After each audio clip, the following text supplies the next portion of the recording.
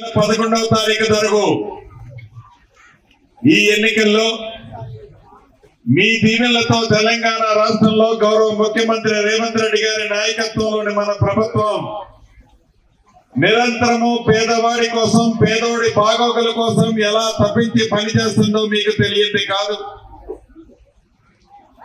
ఆనాడు మీరు నన్ను నిండు మనసుతో ఆశీర్వదించి దీవించి పంపితే తెలంగాణ రాష్ట్రంలో ప్రజా ప్రభుత్వము పేదోడి ప్రభుత్వం వచ్చి 2 సంవత్సరాలు పూర్తయింది.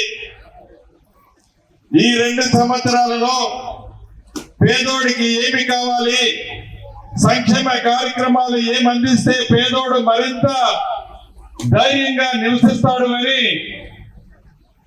పేదవాడి ఇంటికి 200 యూనిట్లు ఉచిత కరెంటు ఇచ్చాం.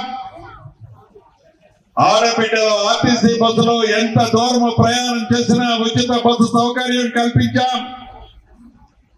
పెద్దోళ్లు తినే సన్న బియ్యం నా పేదింటి ఆడబిడ్డ తినాలని ప్రతి ఆడబిడ్డకి సన్న బియ్యాన్ని మీరు ఎన్నుకున్న ప్రజా ప్రభుత్వం ఈనాడు ఇస్తుంది.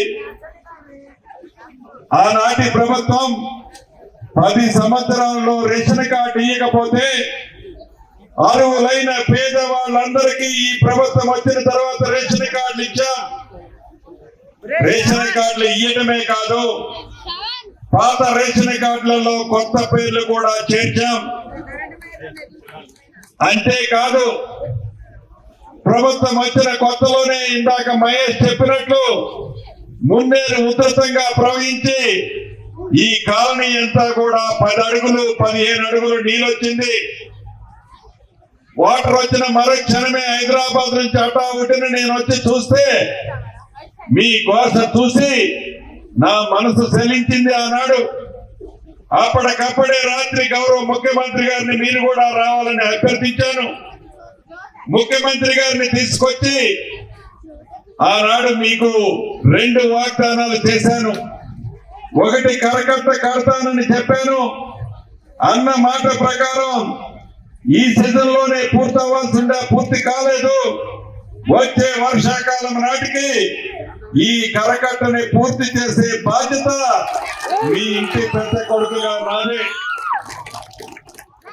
అంతేకాదు ఈ రాజీవ్ సగృహకు సంబంధించిన ఇళ్లలో ఆనాడు మన నాయకుడు దివంగత నేత ముఖ్యమంత్రి రాజశేఖర రెడ్డి గారు ఉన్నప్పుడు ఇచ్చినాయి.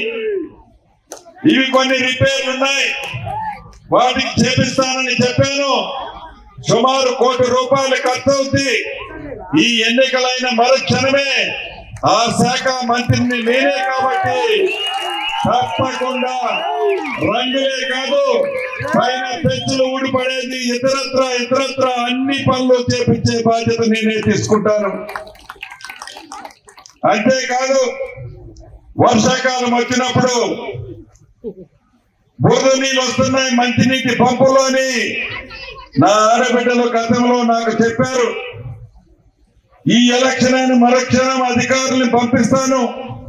100కు 100% 365 రోజులు స్వచ్ఛమైన నీరు వచ్చే ఏర్పాట్లు నా తోబుట్టువులందరికీ ఇచ్చే బాధ్యత నాదేనని తెలుపుతున్నాను.